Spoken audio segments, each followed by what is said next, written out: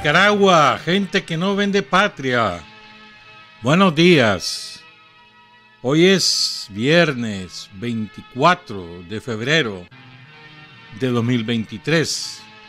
Bienvenidos y bienvenidas a Sin Fronteras con Carlos José Hurtado y con Byron José Baltodano cuando son las 6 de la mañana con 29 minutos. Sin Fronteras, la revista con William Griggs Vivado. En la primerísima 91.7 y 105.3 FM.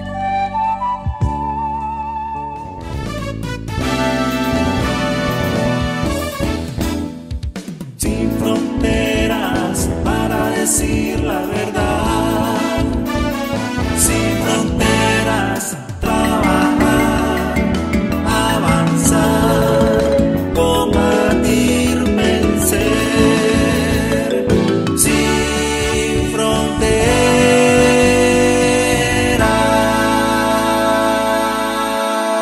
6 de la mañana con 33 minutos. Un saludo a María de la Cruz. No sé el apellido porque la Vivian Torres no se lo sabe. Saludo a Vivian Isabel Torres Solís. Entonces María de la Cruz, una oyente de Sin Frontera que vive aquí en Lindavista Norte. Dice la Vivian que se enoja cuando digo que voy a hablar otro día y que no lo hablo. Pero y ahí es que ni modo, falta oportunidad, falta tiempo o no es conveniente. Muchas gracias, María de la Cruz. Que ayer, bueno, mejor vamos a juntar todas estas cosas luego, porque nos vamos a ocupar hoy de un ángulo diferente de toda nuestra historia. Pero inevitablemente tenemos que empezar con lo que acaba de ocurrir. Acaba de dar una declaración importante la Cancillería de Rusia. Hoy es el primer aniversario del inicio de la operación militar especial, lanzada el 24 de febrero de 2022. Entonces, resulta que parece que Estados Unidos quiere lanzar una operación militar sobre la República de Transnistria. Realmente su nombre oficial es República Moldava del Níster. El Níster es un río muy caudaloso y muy grande, muy extenso, que atraviesa la parte oriental de Europa, suroriental, y que llega, entonces en la margen izquierda, derecha del Níster, ahí está entre Moldavia y Ucrania, una franja delgadita, siempre a la orilla del río. Ahí los habitantes, que todos son, o en la inmensa mayoría, de origen ruso, declararon su independencia cuando estaba la implosión de la Unión Soviética en el 90, una guerra civil, se terminó en el 92 y ellos declararon su independencia. Y hay una base militar rusa importante y hay varios depósitos de municiones y de armas de fabricación soviética, pero repito, ahí la inmensa mayoría de la población es de origen ruso y hay una base militar de Rusia, hay un contingente importante y Moldavia que no reconoce la independencia de esta franja, queda hacia la izquierda en el mapa, es decir, en la parte occidental. Ahí ganó la presidencia una mujer que es totalmente subordinada a la OTAN y a los yanquis. Acaba de llegar ahí. La han visitado varios personajes del mundo imperialista y está totalmente sometida. Ha tenido problemas últimamente porque ha crecido la oposición a esa posición, vale la redundancia, de la presidenta de Moldavia. Y hay una creciente polarización ahí. Entonces una operación de la OTAN va a significar una respuesta de Rusia y se va a desatar el pandemonium.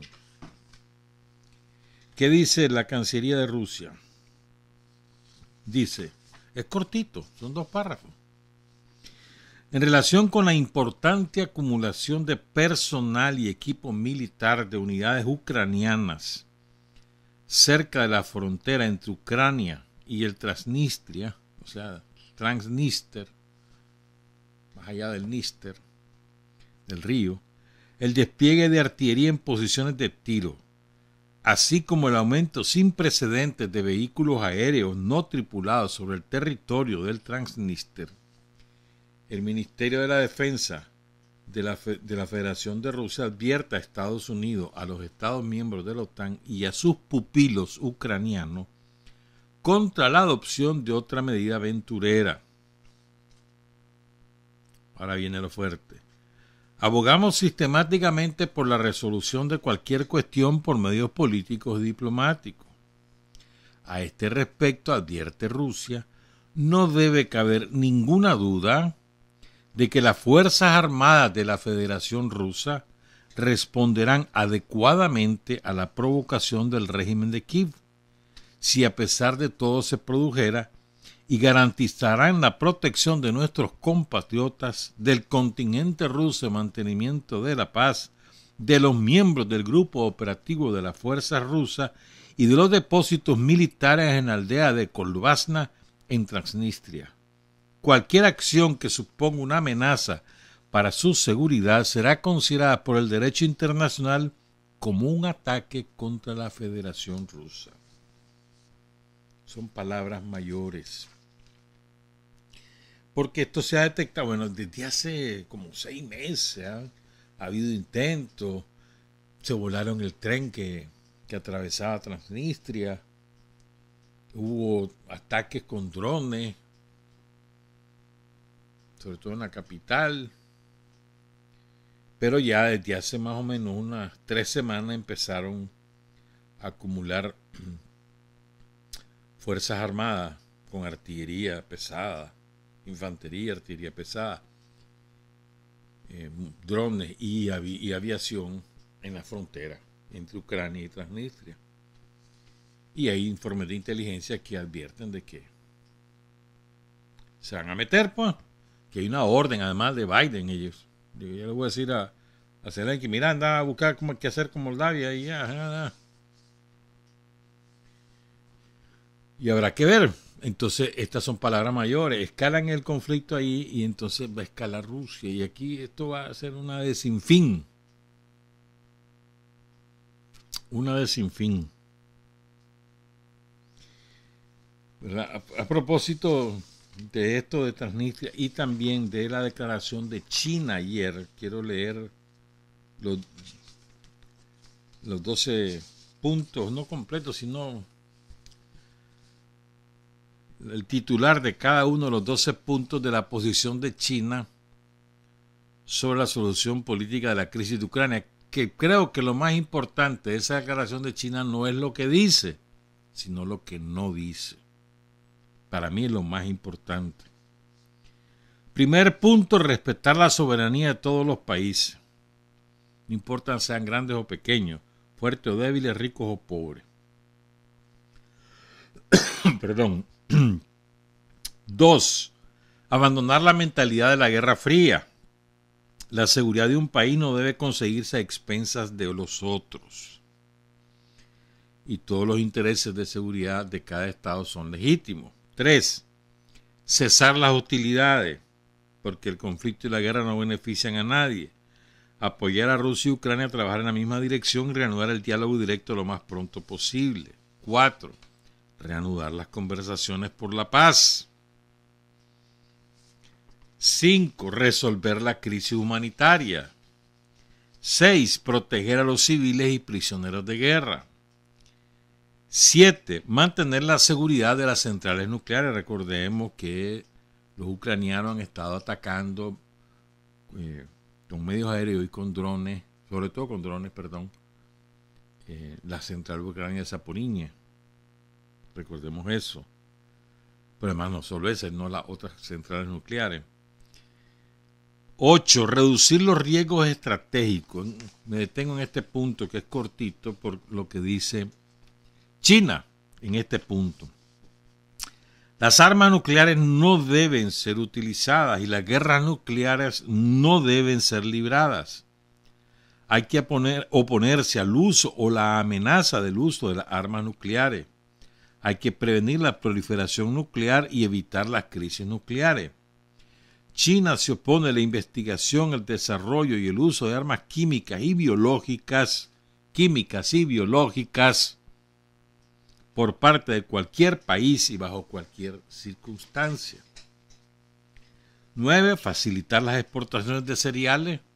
Recordemos que la OTAN logró que Rusia aceptara un corredor a través del Mar Negro para llevar los barcos. Supuestamente era para los países los pueblos hambrientos, sobre todo en el país, en el continente africano, ¿verdad? Que supuestamente más del 85% de los barcos no han ido al África, se han ido a Europa, a España principalmente y a Alemania.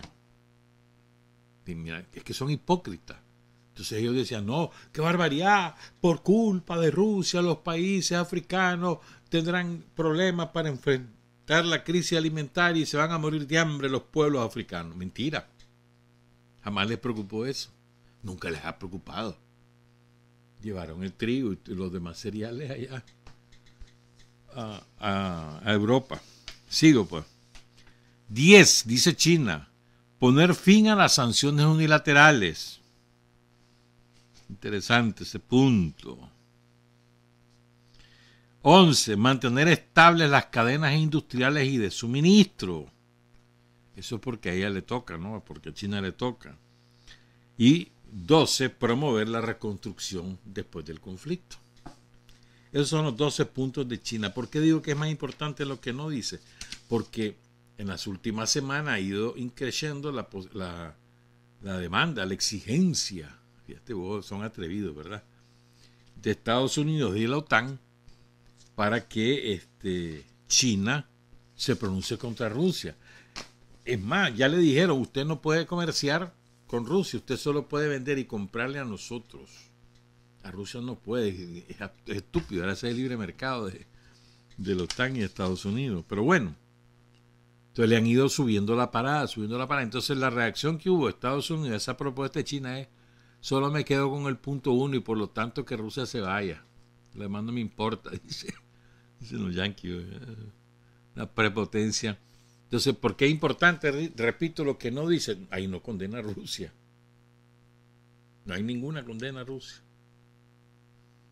Pero lo primero, pues. Lo segundo, en varios de esos puntos que están puestos en positivo, realmente son una condena a la OTAN y a su política. Que las sanciones, que la amenaza, que el no tener digamos, el avanzar para afectar la seguridad de Rusia, no lo dice así, pero evidentemente sobre eso. Y así otros puntos, puede decir, están puestos en positivo, pero realmente es un respaldo a lo que Rusia ha planteado. Pero también no es suficiente para Rusia porque no hay un claro respaldo, ¿verdad? Pero bueno, la verdad es que guardar media distancia en estos conflictos no tiene ningún sentido. Porque van sobre China sí o sí.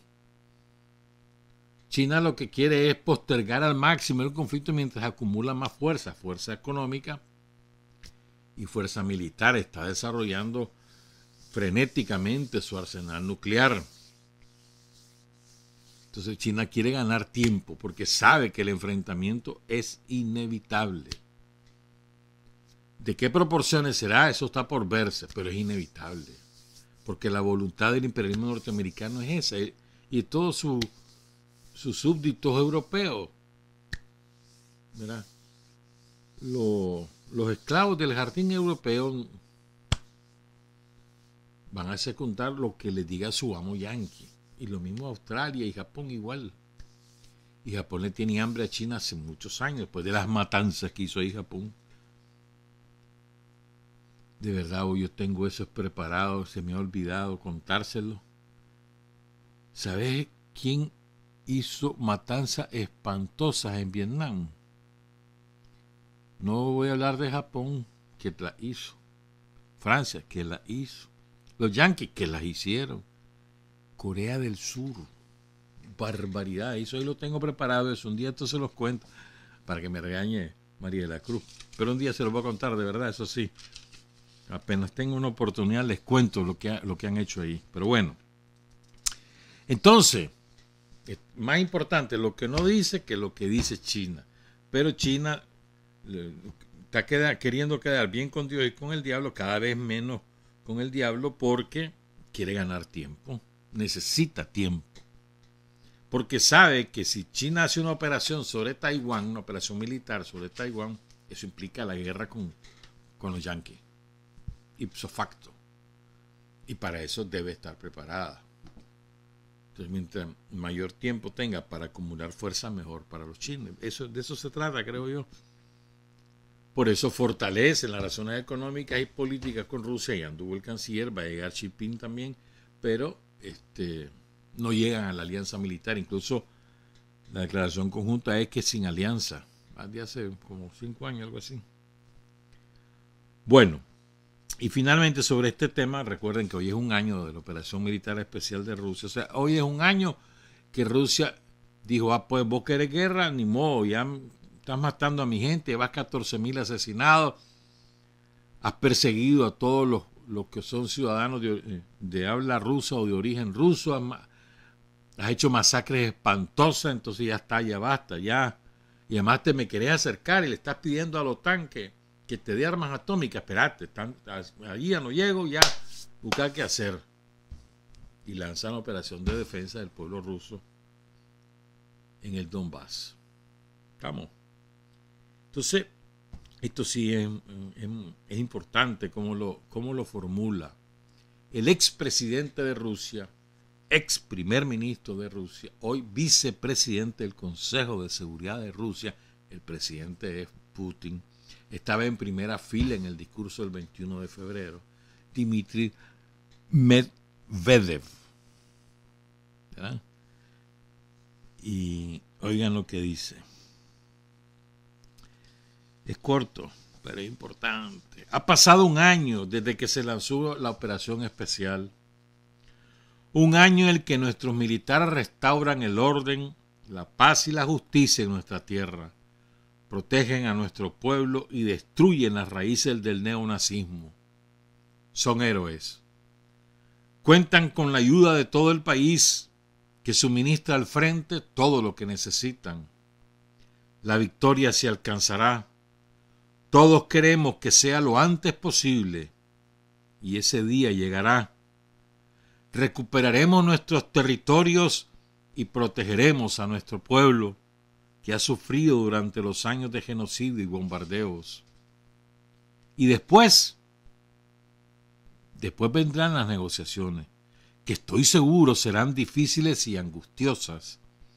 En primer lugar, porque los negociadores formales por parte de nuestros adversarios son algunos, pero los líderes reales son bastante diferentes.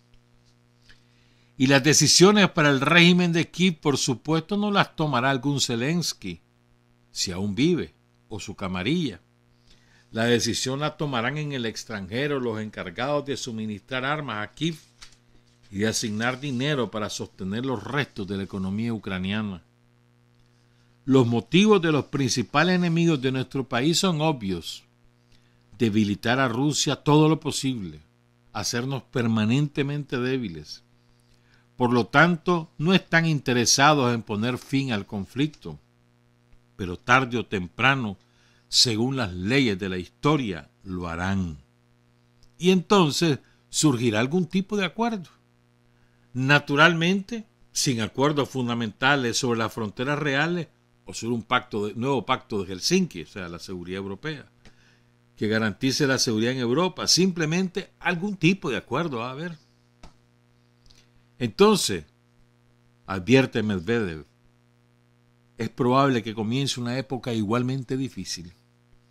Meses y años agotadores de confrontación, histeria y groserías por parte de quienes gobernarán lo que quede de Ucrania.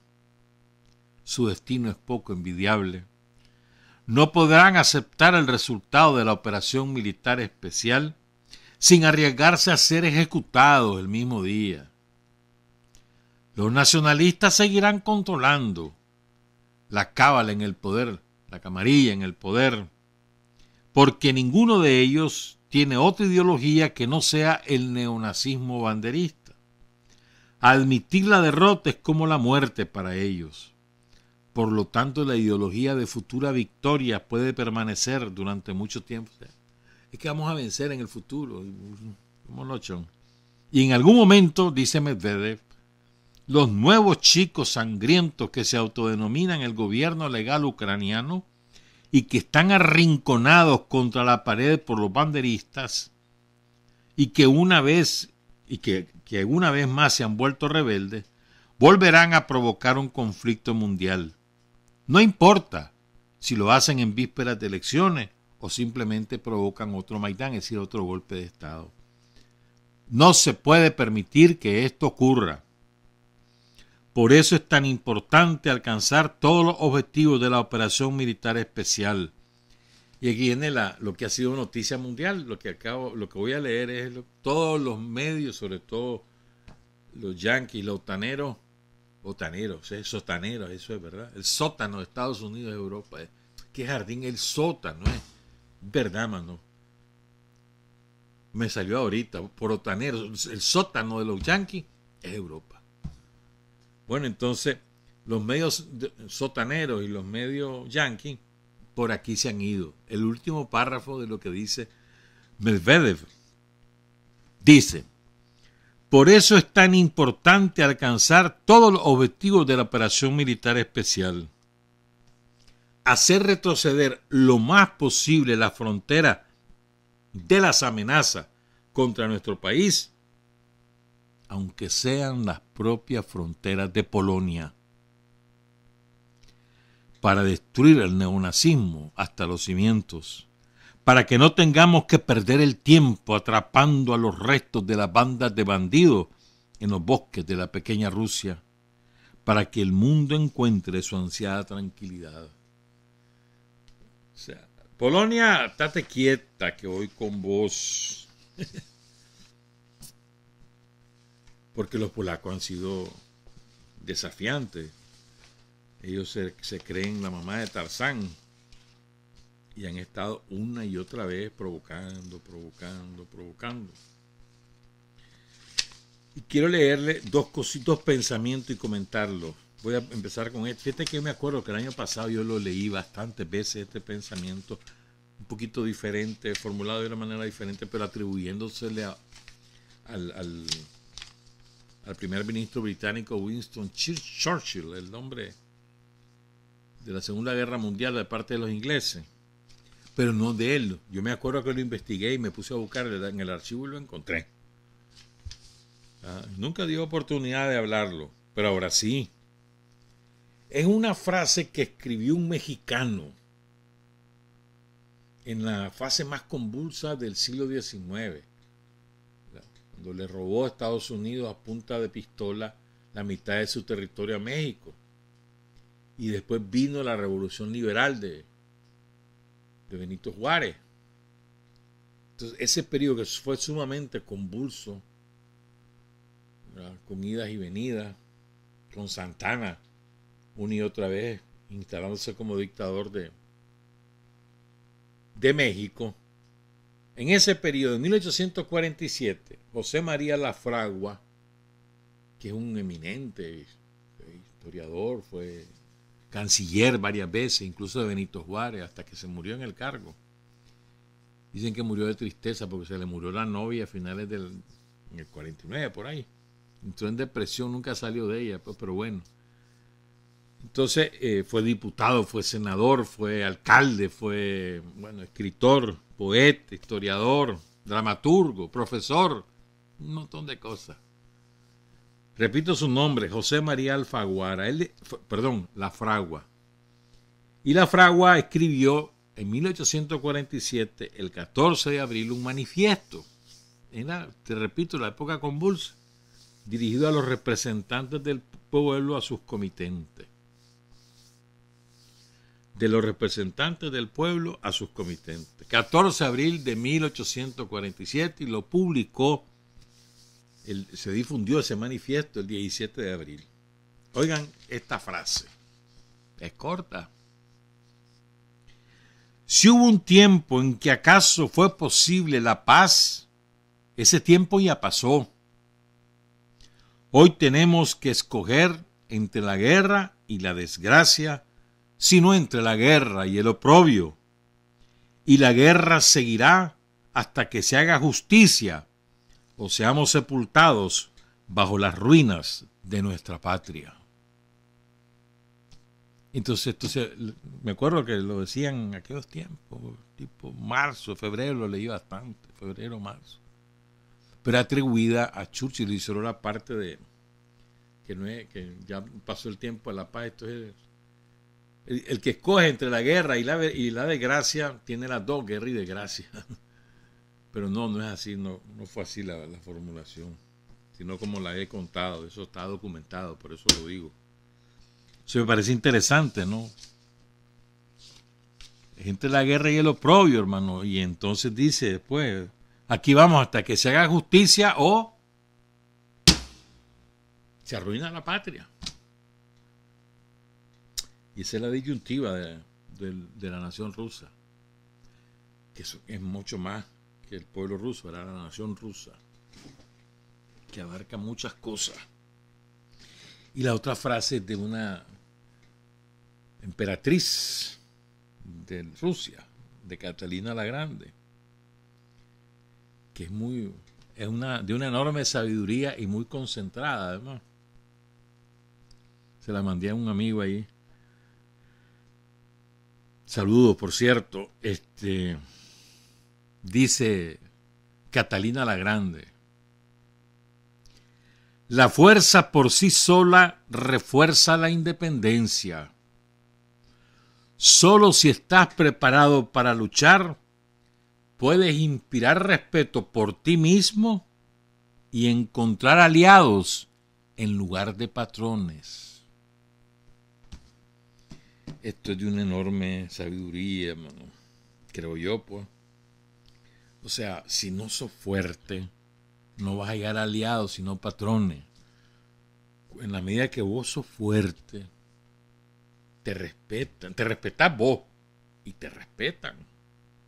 Entonces buscan alianza, no buscan cómo imponerse sobre vos, no buscan cómo esclavizarte, no buscan cómo subordinarte, someterte, no. Buscan alianza porque sos una persona fuerte, sos una nación fuerte, sos una patria fuerte. Y para esa fuerza, la fuerza en el sentido integral de la palabra, no solo la fuerza de las cañas huecas, sino la fuerza que implica, ¿cuál es nuestra mayor fortaleza en Nicaragua? Me pueden decir, tenemos un gran gobierno, tenemos un excelente presidente, tenemos el ejército, tenemos la policía, tenemos los órganos del Ministerio de Gobernación. Todo eso es cierto, pero no es esa nuestra principal fortaleza, en mi opinión. En mi opinión, la principal fortaleza de la revolución sandinista es el pueblo organizado, que va incluso más allá del Frente Sandinista. El Frente Sandinista es su principal instrumento organizativo, pero no el único. Porque vos podés tener un pueblo que te respalda, pero si ese pueblo no está organizado, de poco sirve. Miren lo que pasa en el Perú.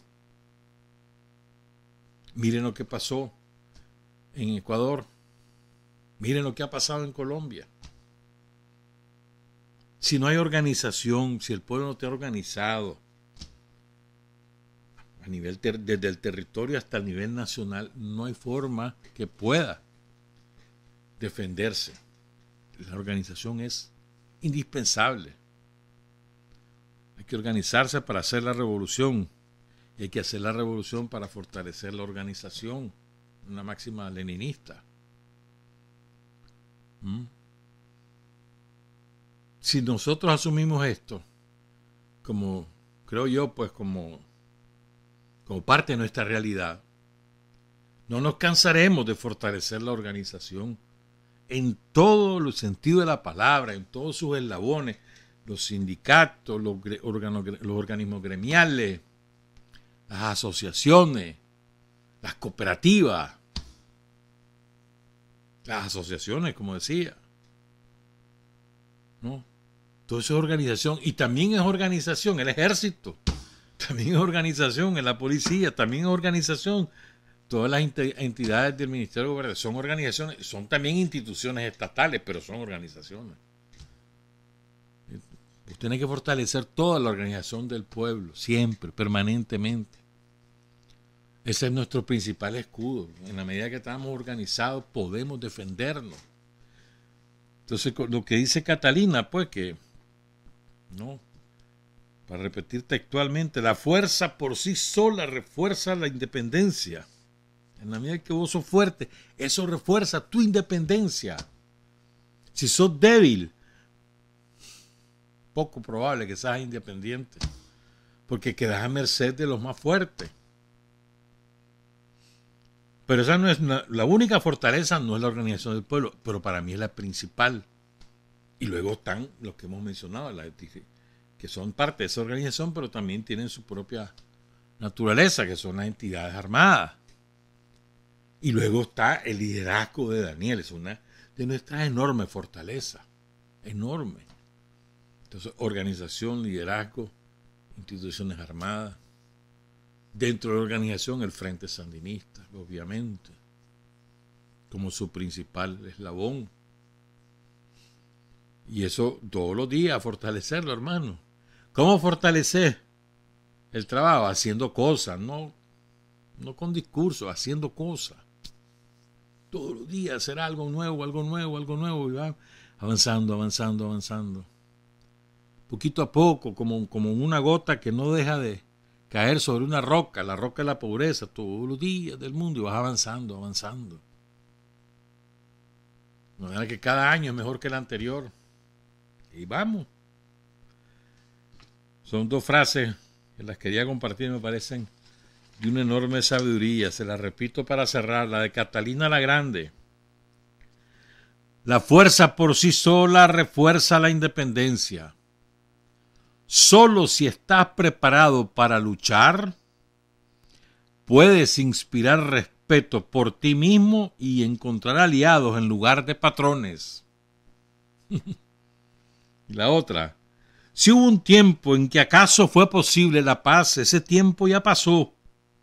Hoy tenemos que escoger entre la guerra y la desgracia, sino entre la guerra y el oprobio. Y la guerra seguirá hasta que se haga justicia o seamos sepultados bajo las ruinas de nuestra patria. Regresamos a las 7:05. Hay hombres que luchan un día y son buenos. Hay hombres que luchan un año y son mejores. Pero hay hombres que luchan toda la vida.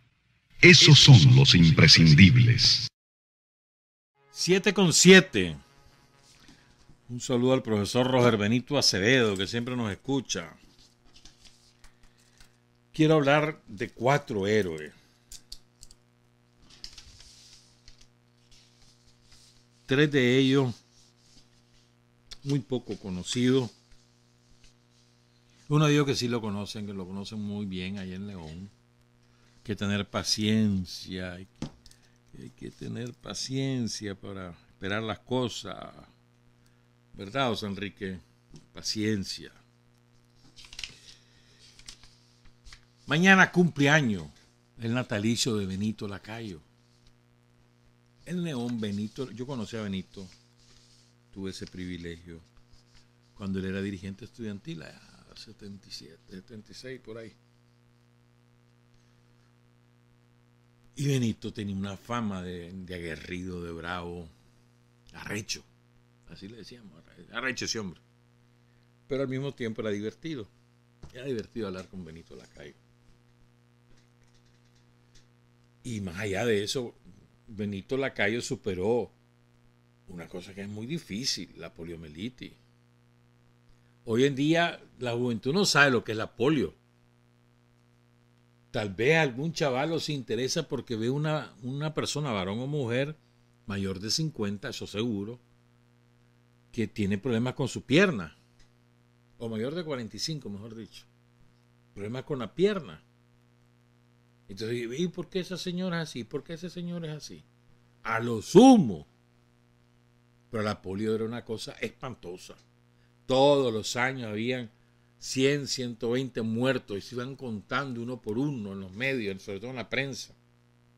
Se iban 2, se iban 10, se iban 15. Era horrible, horrible. La muerte, ¿verdad? Pero además, después quedaban unos resultados espantosos. Porque no solamente eran las limitaciones físicas, sino lo que causaba psicológicamente. Y además provocaba que los chavalos de la edad de la persona que había sufrido la polio se burlaran eternamente. Y causaban daño a la personalidad. Pues Benito superó eso. Él sufrió la polio de 2 o 3 años. Y quedó con una afectación en la pierna derecha. Pero brillante alumno, de los mejores alumnos en primaria, en secundaria, en derecho. Y un dirigente estudiantil de lo bravo. Una vez ahí en lo que hoy, en el Instituto Nacional de Occidente, que hoy lleva su nombre, el INO, llegó el ministro de Educación de la época, Luis Olivares, con toda su escolta, los guardias ahí, y estaba el director del INO, que era somocista, de los que mandaba a traer la guardia cada vez que había protestas y patrocinaba sus cachimbiadas y los agarraba él mismo, se encargaba de hacer eso. Pues entonces era el 15 de julio del 76 o 77, por ahí. Uno de esos 2 años, entonces, a ver, era el 8º aniversario, no, 75. Era el 8º aniversario, entonces se pone Benito ahí encima de uno de los asientos y le lanza una diatriba a Olivares, le dice: vos sos usted es responsable, usted es un asesino, usted esto, por culpa de hombres como ustedes que mataron a Julio Buitrago. Bueno, encendido, Benito.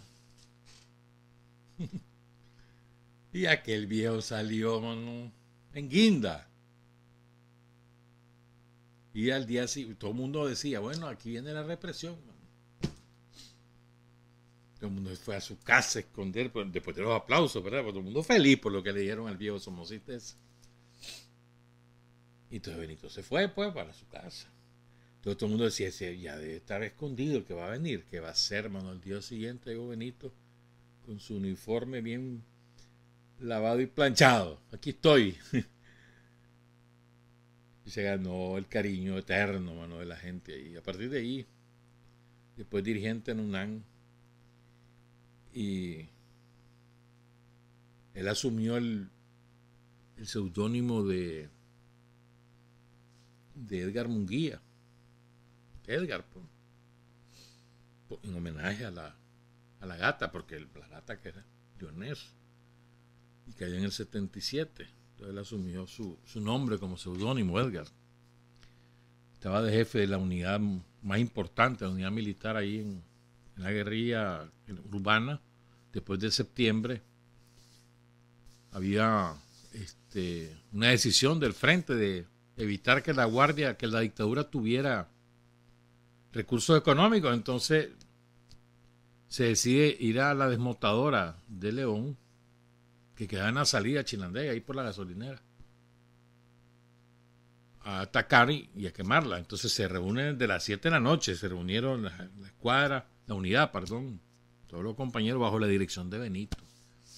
Y a las 9, cuando se da la orden de ataque, el que va al frente, Benito, por supuesto. El primero que recibe los balazos es Benito. Andaba estrenando zapatos ese día, porque el día anterior los había comprado. Entonces todo el mundo le daba una 10, andaba estrenando bocho, ¿no? ¿Qué? 3 reales. Y le pegan un balazo en el pecho, otro en el cuello, y los chavalos, desesperados de su jefe, de su amigo, lo agarran, paran una camioneta, lo llevan a la clínica, y cuando llegaron a la clínica ya iba muerto. Pero no quisieron dejarlo ahí, sino que se lo llevaron y lo enterraron ahí en el barrio San Felipe, con toda la ceremonia. Ya después del triunfo se lo entregaron a la familia de Benito, allá como mediados de agosto por ahí. Un gran compañero, Benito Lacayo. Mañana es su cumpleaños, mañana lo recuerdan el diciembre, cuando el aniversario de su caída, porque eso fue, ¿verdad? Benito cae el 29 de diciembre, entonces para el aniversario la familia, empezando con el llegaron a dejarle creo que al Lino, ¿no? Le entregaron parte de los objetos personales de Benito Mauricio Lacayo Muñoz. Honor y gloria a Benito, no lo olvidamos, lo recordamos. Tirsa lo conoció mejor que yo incluso. Mañana es el aniversario de su natalicio, el 25 de febrero de 1957. Bueno, ahora quiero contar otra historia que me encantó. Yo no la conocía, sinceramente yo no la conocía. Incluso le pregunté al profesor José Antonio Cepeda, gracias profesor, y él me lo confirmó que así es. Fíjense, todo comenzó porque, bueno, no importa. Hay un profesor en La Paz Centro es tierra sandinista. Un profesor cuyo nombre es Tomás Ocampo Chavarría. Este profesor fue el primer militante del Frente reclutado para La Paz Centro, o sea, no que fuera de La Paz Centro, sino para trabajar en La Paz Centro. Lo recluta Marta Angélica Quesada, también de La Paz Centro. Un chavalo pobre y una familia numerosísima, 10 hijos. Hijo de Benjamín Ocampo y Simona Chavarría. Nació el 8 de abril de 1948. O sea, tendría ahorita que 52 y 23, 75 años tendría ahorita. Eran 10 hijos: Leonel, Alcide, Hugo, Raúl, Tomás, Otto, Dalila, Dule y Mercedes y Donald. Gran estudiantes. ¿Qué será este tipo de chavalos? Buenos estudiantes. No se nos olvide eso, porque hay algunos chavalos que andan en la juventud, pero son malos estudiantes. Tienen que seguir el ejemplo de nuestros héroes. La inmensa mayoría de nuestros héroes eran excelentes estudiantes, cumplían con sus tareas, con estudiar, con aprender, y cumplían con la patria también, porque esa es otra manera de cumplirle a la patria, ¿verdad? Entonces, tan bueno era el chavalo que le dieron una beca después de bachillerarse. Bueno, fue el mejor estudiante en el ciclo básico en UNAM León. Entonces le dan una beca. Y él escogió estudiar para maestro. Lo mandaron a la Normal de Estelí. Ahí logra graduarse con excelentes calificaciones como maestro de primaria. Y después empieza a ejercer como maestro de primaria. Y después empieza a estudiar la licenciatura en matemáticas en la UNAM Managua, ¿verdad? En aquel tiempo era una sola UNAM, pues tenía dos recintos, el de León y el de Managua y el de Jinotepe, pero era una sola rectoría. Entonces Tomás Ocampo Chavarría, ¿verdad? Allí en la UNAM Managua, después del terremoto, es que lo recluta Marta Angélica. Ahí en UNAM, en los pasillos de UNAM, en las aulas de UNAM. Y es el primer paseño residente en La Paz Centro que empieza a trabajar para el Frente Sandinista 74-75. Entonces él ya llega a ser subdirector de un instituto, creo que es el Pablo VI, ¿no? Y entonces aprovechaba el cargo para hablar con los hipotes, estudiar con ellos, transmitirles la historia de verdad de Nicaragua y reclutarlos para el frente. ¿Ah? O sea, ya él tenía una gran autoridad por su manera de ser y por su calidad académica, pues, ¿verdad? Y entonces su seudónimo era Jorge. El seudónimo del profesor Tomás Ocampo Chavarría. Ya van a entender por qué les estoy contando todo esto. Además de contar su historia, que la conocemos muy poco, ¿verdad? Entonces ahí esa célula la integró junto con Bayardo Linarto, y ya es un doctor, ¿no? Y lo nombran responsable del movimiento estudiantil. Se estaba organizando la AE y después vino la lucha porque dejaran de aislar a Marcio y a Tomás. Marcio Jaén Serrano y Tomás Borges Martínez, allá en el 77, abril, mayo 77. Ahí despunta la AES también en la Paz Centro. Y ahí va incorporando chavalos, creo que al final se gradúa, o queda en cuarto año, se gradúa de licenciado en matemática. Fíjense, el 31 de enero se va con su esposa, recién se había casado y andaba embarazada su esposa Rosalú Pérez Cárcamo, estaba embarazada, entonces se van a una fiesta, una boda, pues. Picados no podían estar porque ella está embarazada y él no podía, andaba acompañando a su esposa, pero van los dos, el matrimonio, y va con algunos muchachos que andaban en la boda, van en las calles de la Paz Centro, ahí por el Parque Central, por la Casa Cural, de la Casa Cural una cuadra abajo. Y entonces, como a las 10 de la noche, ya salieron de la fiesta. Te repito, imposible que hayan ido picados. Pero pasa una patrulla de la guardia y a saber qué hubo ahí, que los mató a todos. Perdón, que mata al profesor. Ahí lo mataron delante de todo el mundo. Tenía 30 años, el profesor Tomás Ocampo Chavarría, que dejó una huella indeleble y perenne en el pueblo de La Paz Centro. ¿Verdad? Eso fue el 31 de enero de 1979. Andaban celebrando el cumpleaños de la profesora Leticia Ocampo, que era su tía y además su protectora. Ahora les quiero contar la otra parte de esto. ¿Se acuerdan ustedes de Humberto Belli? Ya le quitamos todo, ese es uno de los guillotinados. Bueno, este desgraciado de Humberto Belli, que tanto daño le hizo a la patria, al pueblo de Nicaragua, qué daño hizo ese hombre, oh, qué bárbaro. De los individuos como individuos que más daño le han hecho al país es Humberto Belli.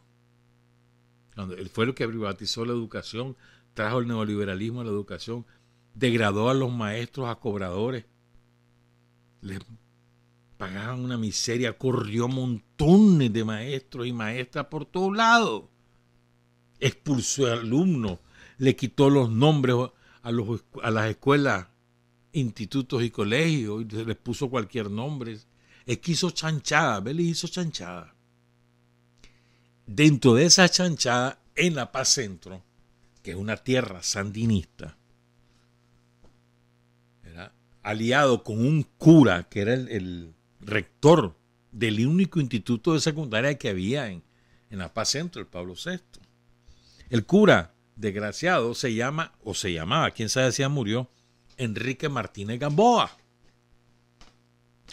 Entonces Martínez Gamboa prohíbe la FES, prohíbe la Federación de Estudiantes de Secundaria, prohíbe la Juventud Sandinista y prohíbe el Sindicato de los Maestros, respaldado por Belli, por supuesto. Y entonces los maestros y los alumnos no se dejaron, y ni los padres de familia. Y empieza la lucha. Los corrieron a todos.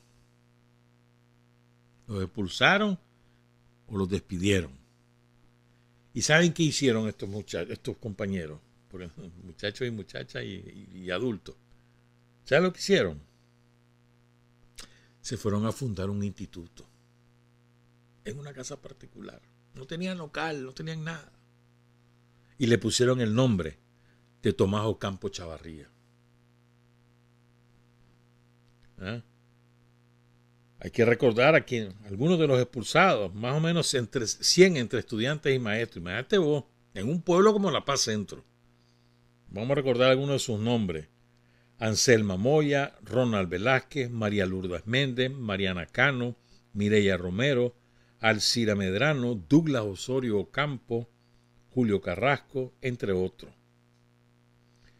Después se integraron a ese esfuerzo Domingo Rojas Victoria, que ya falleció, Lesbia Barca, Danelia Hernández, Antonia Solís, Leo Catalino Cárcamo, Mayra Danelia Hernández, Antonia Solís, Leo Catalino, ya lo leí, Mayra Saavedra, Leticia Ocampo, Mercedes Estrada, Ligia Ernestina Quirós, Isabel Saldaña, Douglas Osorio Ocampo, Cristóbal Villavicencio, Jorge Belio Girón. También nos apoyó la profesora Marcia Quesada, que después es magistrada ahora del Tribunal de Apelaciones, ¿no? Entre todos ellos se fueron a lo que era el centro recreativo de la Juventud Sandinista allí en La Paz Centro. Y ahí fundaron el instituto el 27 de agosto de 1990. Pancasán. Coincide con Pancasán. Dice que hubo una deliberación entre todos qué nombre le ponían y se decidió el nombre de Instituto Tomás Ocampo Chavarría. Ese profesor, el que les acabo de dar su biografía. Mira qué clase de ejemplo que dieron. Esto no se rindieron, los corrieron, pero ¿qué se le iban a rendir a Abel y al Somocismo? No. Dale pues, y se fueron a fundar su instituto. Hoy es un instituto subvencionado, el Ministerio de Educación le paga el salario a los maestros, pero el resto funciona como un instituto privado, pues, propiedad de los maestros. Lindo ejemplo. Ahí hay varias fotos que les hemos puesto de Daniel. Daniel llegó a ese instituto, entregó diploma. Omar Cabeza, varias veces, cuando era del movimiento comunal, Omar, allá en los 90. Qué historia más bonita, me gustó mucho esa historia. La leí en la página de Facebook del instituto, no sé quién la hace, pero es muy buena porque no la dejan morir, ahí están actualizando que las promociones, que los desfiles patrios, que el Día de los Enamorados, y además cuentan estas cosas, ahí está contada esta historia. Honor y gloria pues al profesor Tomás Ocampo Chavarría, nacido el 8 de abril de 1948 y asesinado por la Guardia Somocista el 31 de enero de 1979.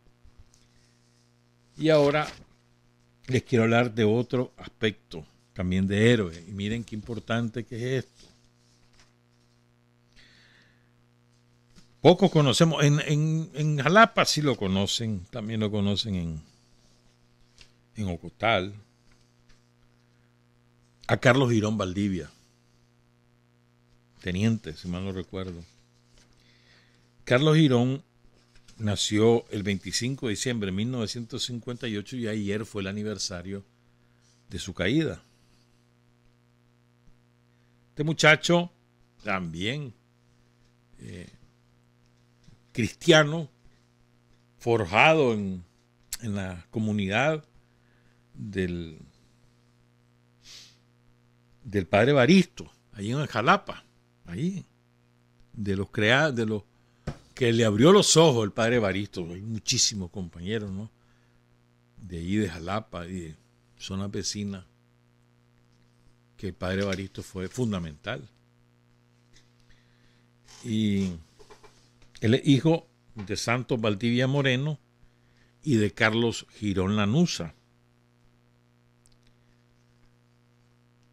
Al triunfo de la revolución, él es uno de los fundadores de la Dirección General de la Seguridad del Estado en la zona de la Segovia. Ahí empezó. Él es uno de los fundadores de la seguridad. Y anduvo, bueno, en todo tipo de operaciones en Jalapa. Jalapa y zonas aledañas, repito. Incluso más allá, pues, todas las Segovias. Por ejemplo, estuvo en la defensa de Ocotal, 1 de mayo, si mal no recuerdo, de 1984. Ahí estuvo. Parte de los que defendieron Ocotal y derrotaron a las fuerzas contrarrevolucionarias que las encabezaba aquel Greco famoso. Ya me acuerdo que yo llegué como a las 5:30 de la mañana, por ahí, 6. Ahí estaba el cadáver del Greco. Un montón de contra con sus camisas azules. Ahí mataron mucha gente los contras, incluyendo trabajadores de Radio Segovia. Bueno, el caso es que ahí estuvo Carlos Girón. Entonces le dieron una medalla al valor por su participación, su destacada participación en la defensa de Ocotal. ¿Verdad? Estamos hablando que la ceremonia fue el 1 de junio del 84, o sea, un mes después del ataque. ¿Verdad? Y entonces, él sigue en su trabajo. El trabajo de la seguridad del Estado no solamente fue en Managua, o en León, o en las ciudades. Pues no, hermano, por todos lados. Lo que pasa es que en silencio ha tenido que ser. ¿Verdad? Y la seguridad tuvo un papel fundamental en la defensa de la revolución. Sin la seguridad del Estado no se hubiera logrado evitar la formación del frente interno. Nosotros mantuvimos las ciudades como un valladar frente a la contra. La contra operó como ejército en todo el campo, sobre todo en el corredor que le llamaban, que era entre Río San Juan y Jinotega, pasando por Huaco, Chontales, toda la zona de Nueva Guinea, y para arriba, pues, la parte de Matagalpa, la parte oriental de Matagalpa, las minas, todo ese corredor. Pero las ciudades no lograron formar el frente interno. Tenían curas y los agarramos a los curas. Presos. Tenían, o sea, operación que querían hacer, operación que les quebrábamos.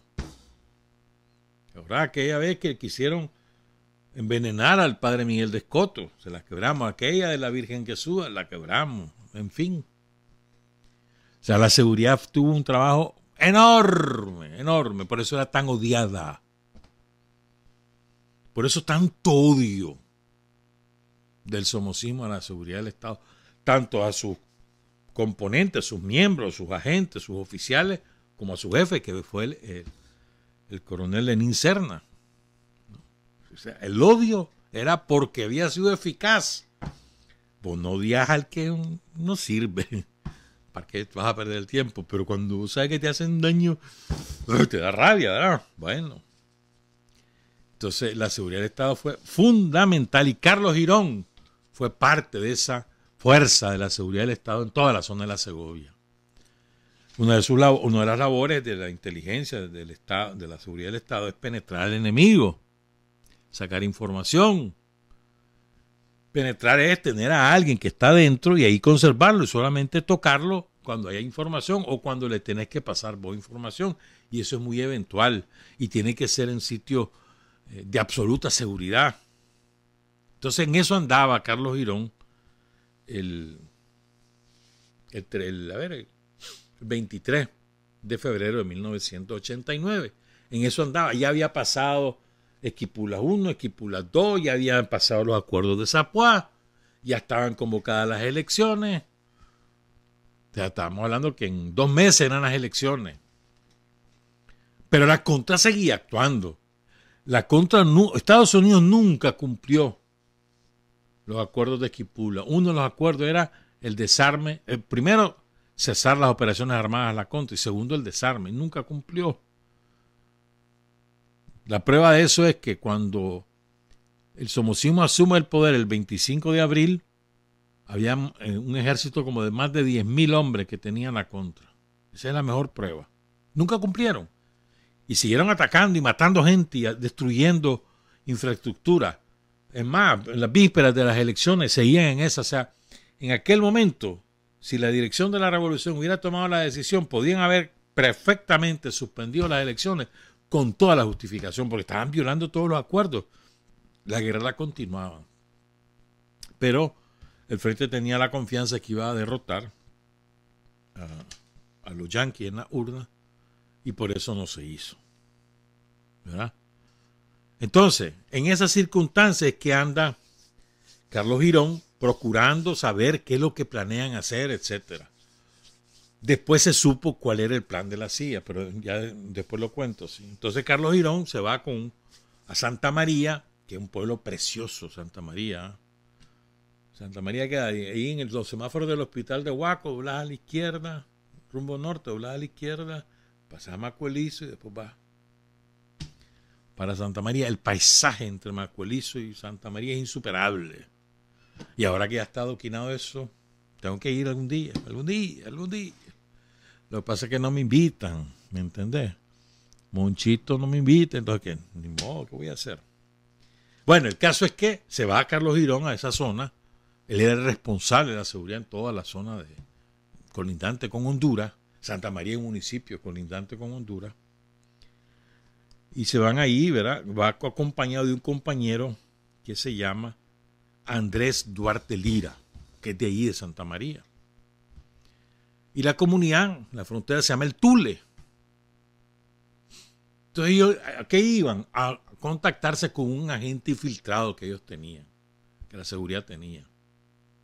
Pero cuando llegan, lo reciben a balazo.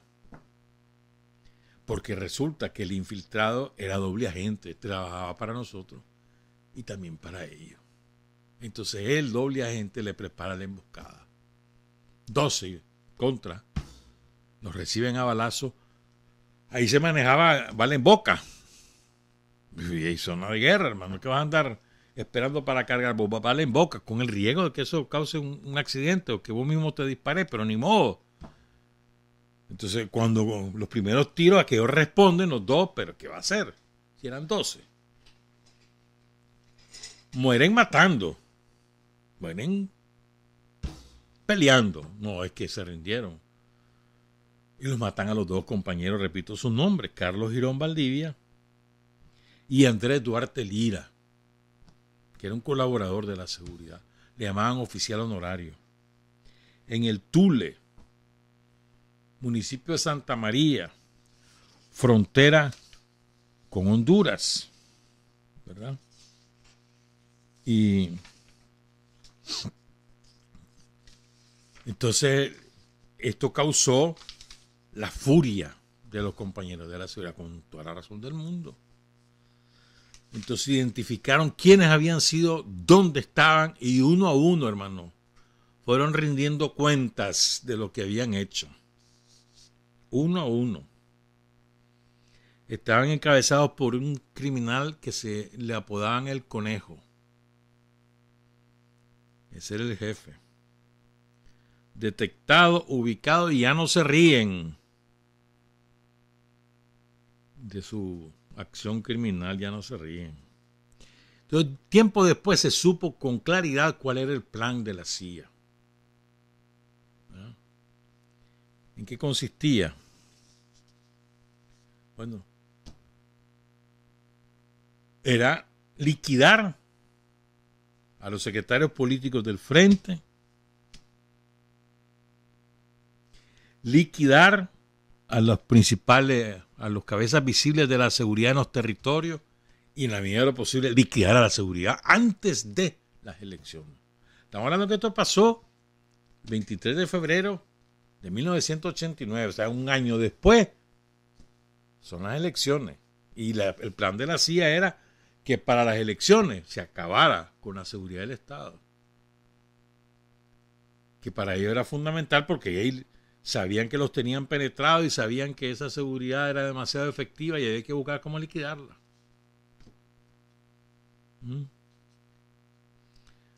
Y entonces, y además a liquidar a los dirigentes del frente en los territorios, en los municipios, en los departamentos, irlos liquidando uno por uno. Y no pudieron, fue descabezado ese plan. Se supo tiempo después de la caída de Carlos Girón. De Carlos Girón y de Santos Valdivia.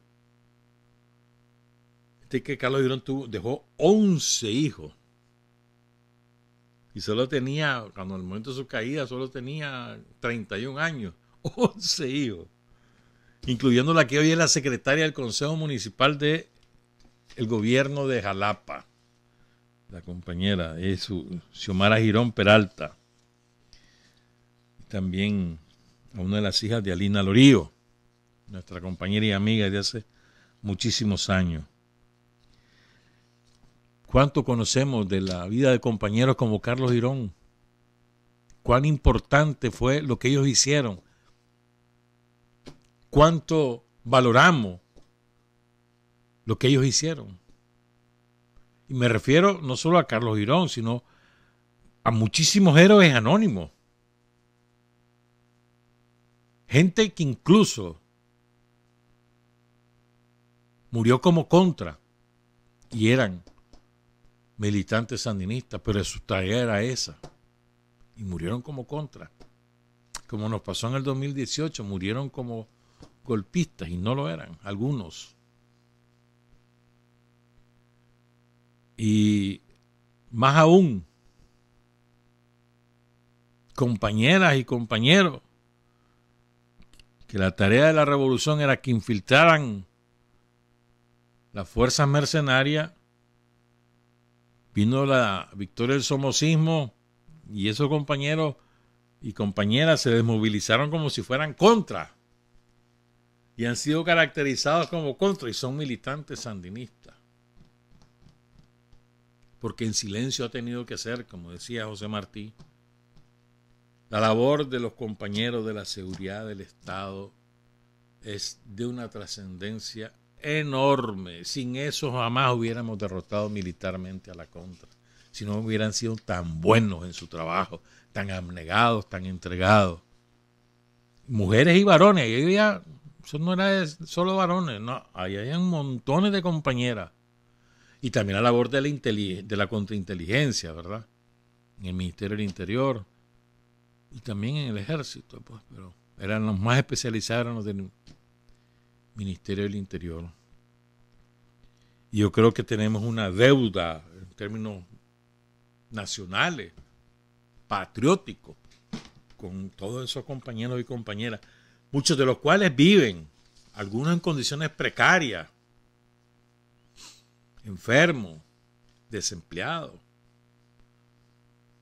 pero la mayoría de ellos integrados. Yo no diré la mayoría, yo creo que casi todos ellos integrados en lo que sea, pero integrados. Y les duele su revolución y son parte de la fuerza brava que defiende a la patria. Y aunque tengan más de 60 años todos, queremos saludarlos a todos ellos y a todas ellas. Y a través del ejemplo de Carlos Girón, retratar lo que ellos han hecho a lo largo de tanto sacrificio. Sacrificaron juventud, familia.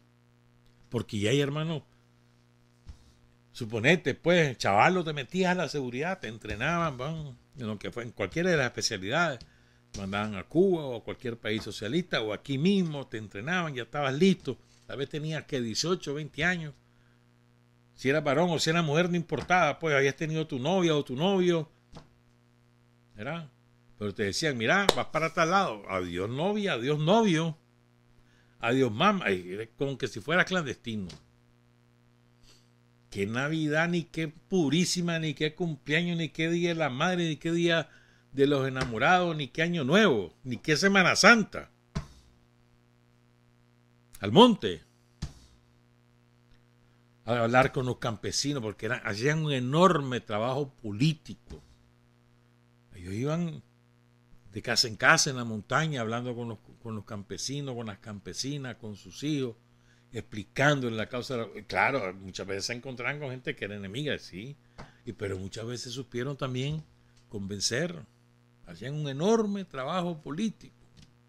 Porque no solo era, claro, andaban armados, andaban de civil.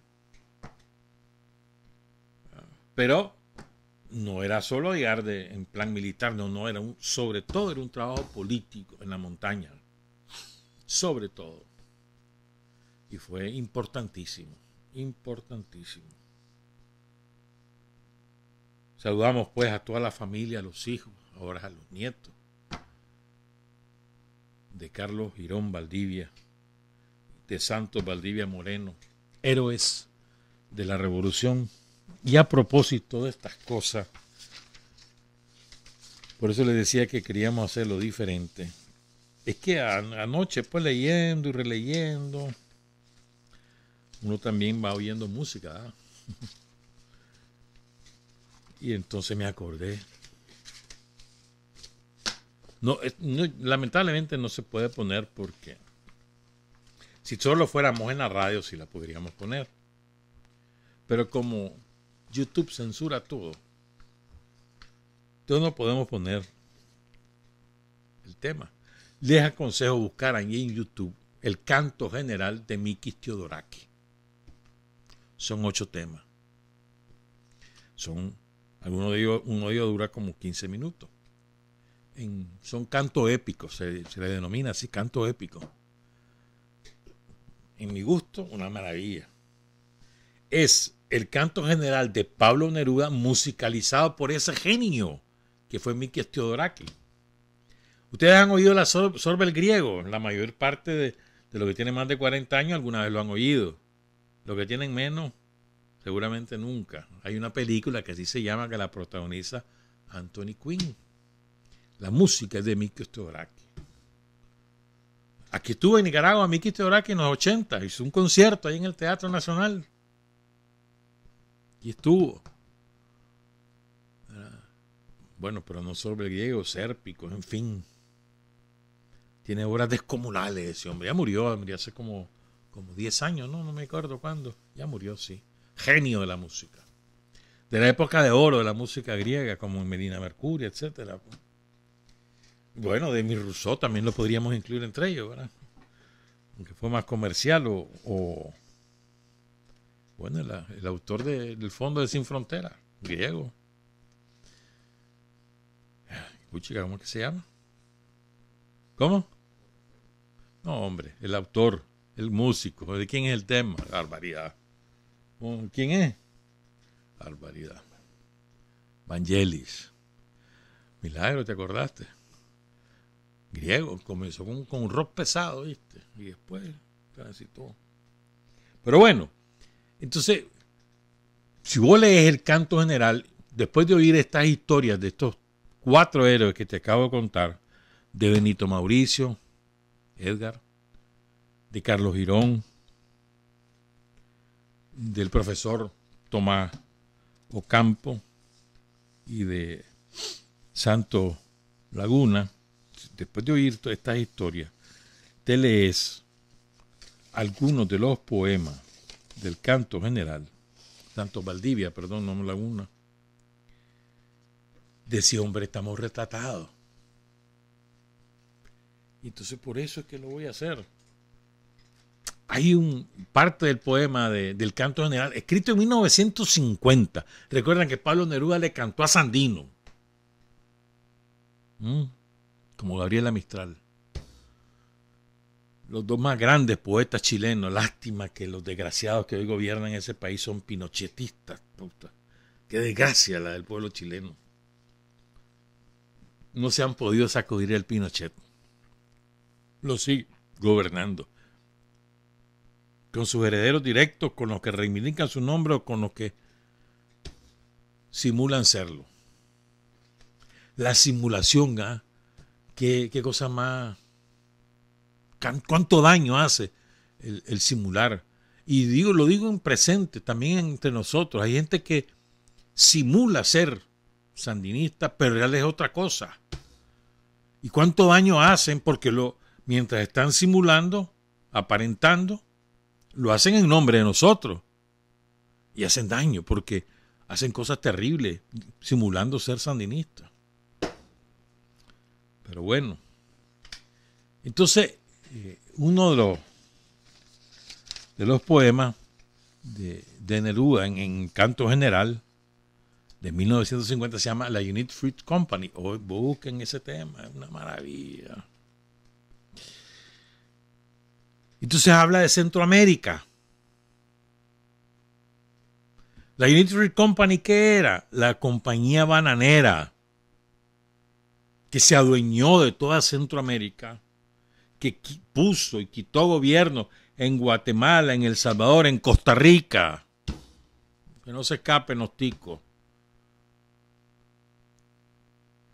Trajo marinos yanquis en Guatemala y en Honduras.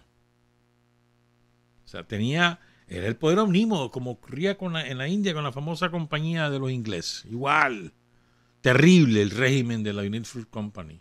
Entonces, por eso fue que nos bautizaron a nosotros, los de Centroamérica, como la República Bananera. Y hoy se utiliza de manera peyorativa para hablar de un país sometido, colonizado, doblegado, arrodillado ante las potencias coloniales. Es sinónimo de oprobio, de sometimiento, es sinónimo república bananera. Y además cuando las cosas se hacen según el capricho de una multinacional o de una empresa o de una potencia extranjera, no hay ninguna regulación jurídica que controle a nadie. Somos sinónimos de eso. Bueno, la república bananera. Dice el poema La Unit Fruit Company del canto general. Cuando sonó la trompeta, estuvo todo preparado en la tierra y Jehová repartió el mundo a Coca-Cola Incorporated, Anaconda, Ford Motors y otras entidades. La compañía Fortera Inc.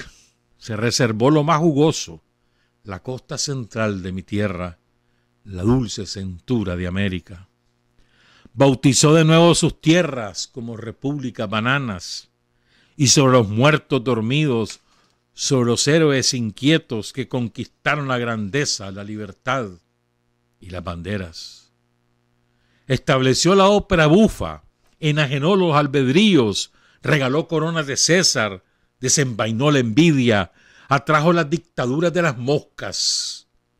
Moscas Trujillo, moscas Tachos, moscas Carías, moscas Martínez, moscas Ubico, moscas húmedas de sangre humilde y mermelada, moscas borrachas que zumban sobre las tumbas populares, moscas de circo, sabias moscas entendidas en tiranía. Entre las moscas sanguinarias la frutera desembarca, arrasando el café y las frutas en sus barcos que deslizaron como bandejas al tesoro de nuestras tierras sumergidas. Mientras tanto, por los abismos azucarados de los puertos caían indios sepultados en el vapor de la mañana. Un cuerpo rueda, una cosa sin nombre, un número caído, un racimo de fruta muerta derramada en el pudridero. Eso fue lo que nos pasó en la dictadura, hermano. Que no lo debemos olvidar, que no tenemos derecho a olvidar. Y que nos pasó no solo a nosotros, sino que le pasó a los pueblos de Centroamérica. Yo siempre he insistido, y lo aprendí de Sandino. O sea, Centroamérica, somos un solo pueblo, y lo que han vivido los pueblos centroamericanos es verdaderamente atroz. ¿A quienes menciona aquí Pablo Neruda? Los dictadores de la época. Trujillo en Dominicana, Ubico en Honduras, Maximiliano Martínez en El Salvador, Carías en Honduras y Ubico en Guatemala. Pero es que eran asesinos en masa. A ver, Jorge Ubico era un militar que dio golpe de Estado y se eternizó en el poder, pero acabó con millones, con centenares, con miles de guatemaltecos. ¿No? Ese tipo duró del 31 al 44. Todas las épocas de la dictadura. Las que instaló Estados Unidos en Centroamérica. Después lo que pasó en Honduras con Tiburcio Carías, el Cariato le llamaban. Eso fue espantoso. Empezó asesinando a los comunistas. Así empezó el Cariato. Pero es que después mataba a quien se le ponía enfrente en nombre de la Unit Fruit Company. Ese duró entre el 33 y el 49. Y después está el caso de Maximiliano Martínez. Bueno, así se le conoce, pero es Hernández Martínez. Era un militar salvadoreño. Este es el hombre que... Y aquí le quiero contar varias cosas. Porque es importante no olvidarlo. Después les leo algo más. Me van a disculpar los del MEFCA, pero hoy sí me lo voy a robar. Como 5 minutos. Oigan esto. Fíjense. Este Maximiliano es el que ponen en el poder con el propósito de aplastar a los comunistas que habían logrado organizar a los indígenas salvadoreños.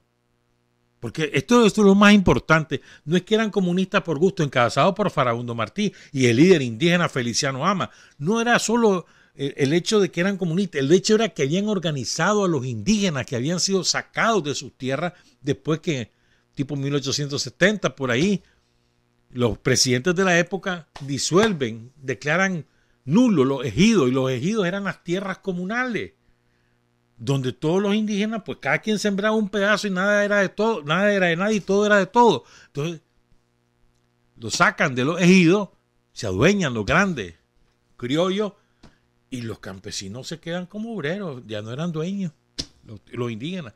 Entonces, quien nos organiza es Farabundo con Feliciano Ama. Entonces, y era grandísima la rebelión. Entonces, a Maximiliano Martínez lo contratan para acabar con eso. Asesina más de 30.000. Esto no es una cifra inventada, está sustentada por documentos de la época. Más de 30.000 en una sola masacre.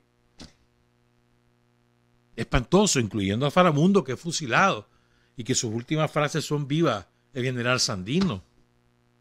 Farabundo, que fue secretario de Sandino, que lo acompañó incluso a México, ¿verdad?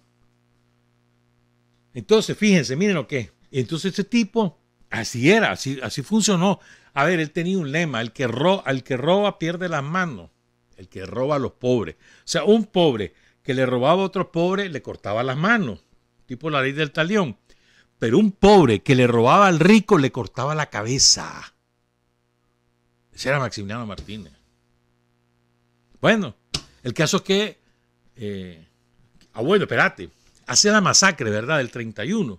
¿Y sabes qué ocurrió como a las 2 semanas? Después que fusiló a Farabundo, a Feliciano Ama y a los líderes de la rebelión. ¿Sabes lo que hizo? O lo que ocurrió, perdón. Llegaron, oigan esto. Es que los nombres no me los sé, y si eso sí lo apunté. Ajá. Llegaron Monseñor Belloso y Monseñor Chávez González a dar misas de acción de gracia porque el general Maximiliano Martínez había acabado con la rebelión comunista. La iglesia, jerarquía católica, como siempre, y fue el sostén de Maximiliano Martínez a lo largo de toda su dictadura. ¿Cuándo lo derrocan? Cuando los gringos ya no les útil, porque empieza a pelearse con los otros ricos de El Salvador y ya no lo quieren. Y entonces el caballo en una huelga de brazos caídos que había para derrocarlo, mata a un empresario que era salvadoreño estadounidense, un tal José Wright, lo mata y ahí se acabó. Cuando le dijeron los yanquis, andate.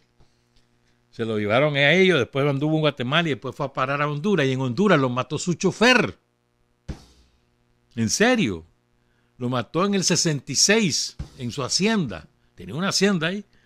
Y como no le quería pagar las horas extras ni el sueldo atrasado y lo hacía trabajar de sol a azul, de lunes a domingo, el hombre se arrechó y le metió 17 cuchilladas. Agarró un cuchillo de la cocina, bam, bam, bam, en el comedor lo mató. Porque le habían ido cobrando y no le hacía caso, entonces lo mató. En serio, se llamaba, voy a buscar ese nombre porque ese sí lo tengo. El nombre del chofer se llamaba Cipriano Morales. Así terminó ese dictador. Así terminan todos los instrumentos de los yanquis.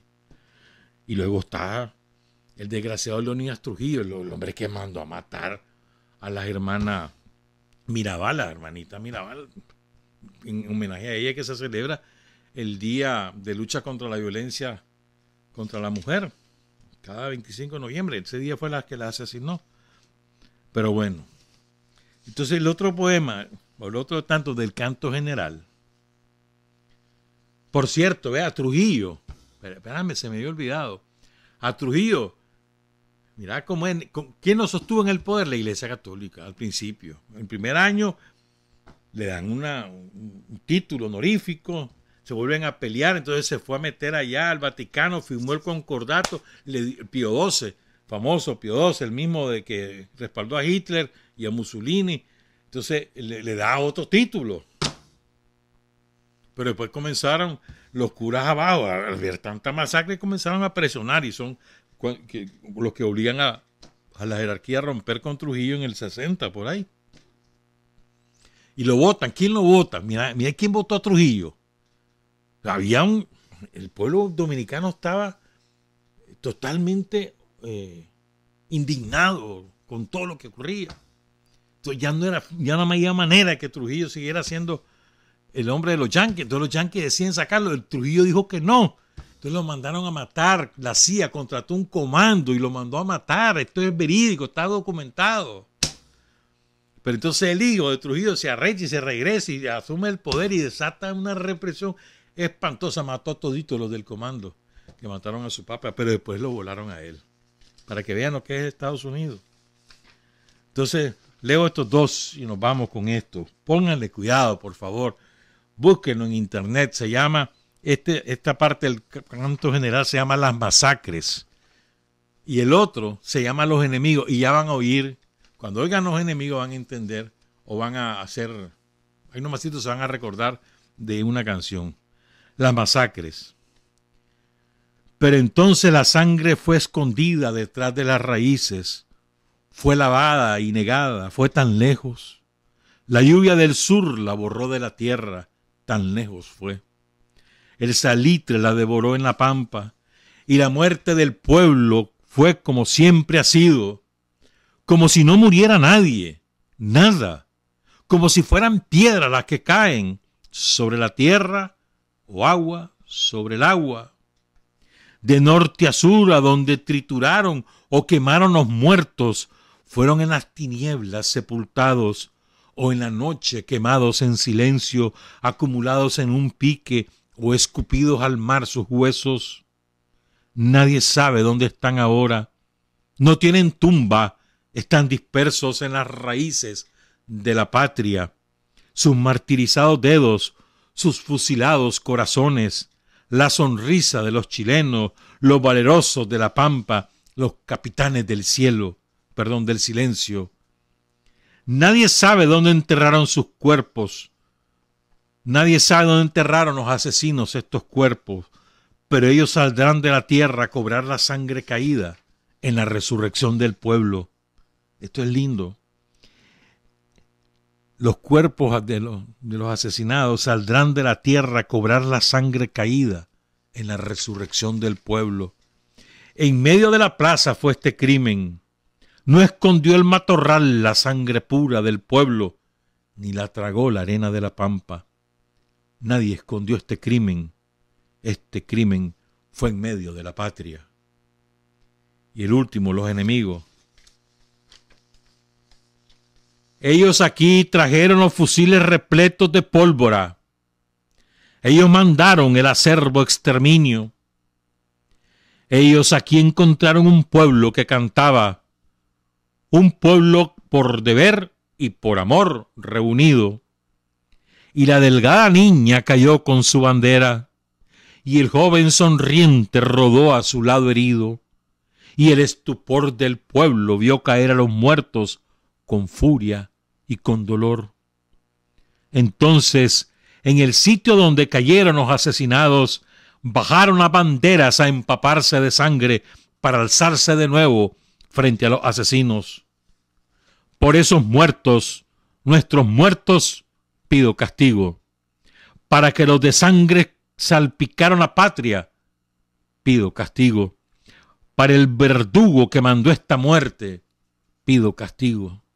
Para el traidor que ascendió sobre este crimen, pido castigo. Para el que dio la orden de agonía, pido castigo. Para los que defendieron este crimen, pido castigo. No quiero que me den la mano empapada con nuestra sangre, pido castigo. No los quiero de embajadores, tampoco en su casa tranquilos. Los quiero ver aquí, juzgados en esta plaza, en este sitio. Quiero castigo. Trabajar, avanzar, combatir, vencer. Patria y libertad. Revolución es sentido del momento histórico. Es cambiar todo lo que debe ser cambiado. Es igualdad y libertad plenas. Es ser tratado y tratar a los demás como seres humanos. Es emanciparnos por nosotros mismos y con nuestros propios esfuerzos. Es desafiar poderosas fuerzas dominantes dentro y fuera del ámbito social y nacional. Es defender valores en los que se cree, al precio de cualquier sacrificio.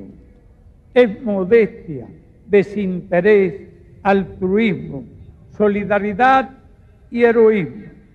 Es no mentir jamás ni violar principios éticos. Es convicción profunda de que no existe fuerza en el mundo capaz de aplastar la fuerza de la verdad y las ideas. Revolución es unidad, es independencia, es luchar por nuestro sueño de justicia para Cuba y para el mundo, que es la base de nuestro patriotismo, nuestro socialismo y nuestro internacionalismo.